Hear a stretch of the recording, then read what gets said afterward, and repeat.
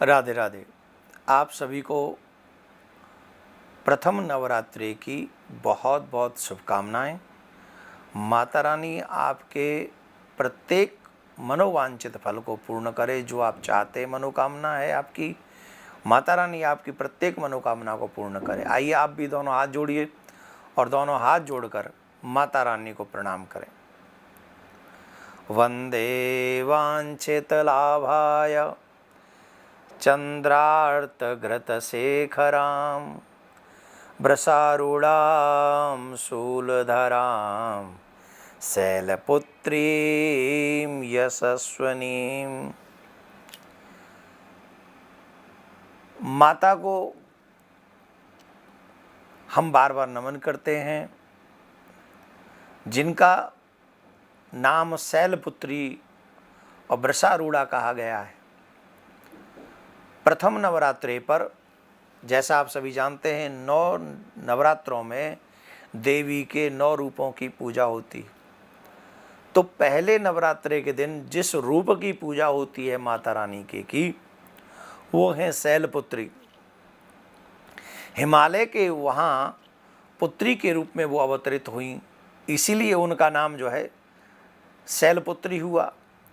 वृषभ उनकी वाहन है, उनकी सवारी है, इसलिए वो वृषारूढ़ा भी कहलाई गई है।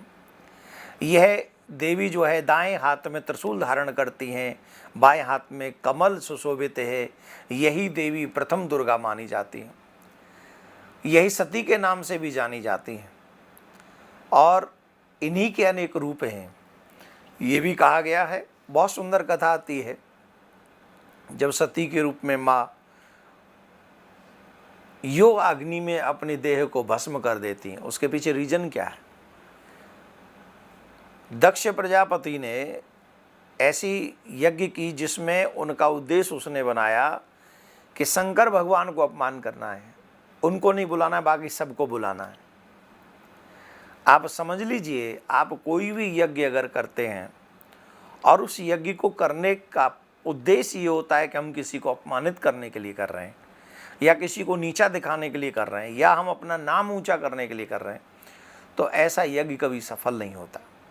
आपको यज्ञ करना है तो अपने आत्म कल्याण के लिए कीजिए, अपनी किसी मनोकामना को पूर्ण करने के लिए कीजिए, किसी को नीचा दिखाने के लिए नहीं। तो दक्ष प्रजापति ने यज्ञ प्रारंभ किया, लेकिन उस यज्ञ को पूर्ण नहीं करा सका। रीजन, शंकर भगवान को नहीं बुलाया, उनका अपमान किया। और जब उनका अपमान किया, जब महादेव का ही अपमान हो गया, तो देवी फिर कैसे प्रसन्न हो सकती है? तो देवी को प्रसन्न तो किया नहीं उसने, शंकर भगवान का अपमान कर दिया। जब देवी वहाँ पर गई और वहाँ उन्होंने देखा कि शंकर भगवान का अपमान किया है, तो ये जब देखा उसने, देवी माँ ने, तो उनको बुरा लगा और उन्होंने योग अग्नि में अपने इस शरीर को भस्म कर दिया। तो आप सभी को एक बात का ध्यान रखना है कि माँ शैलपुत्री को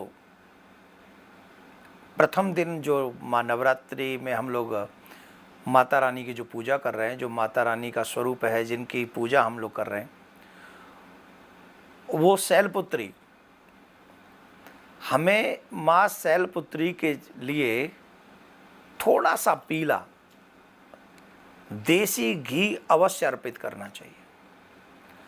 जब हम थोड़ा सा पीला हो और देसी घी हो, गऊ का होना चाहिए, अगर अर्पित करते हैं तो माता रानी इससे बहुत प्रसन्न होती है।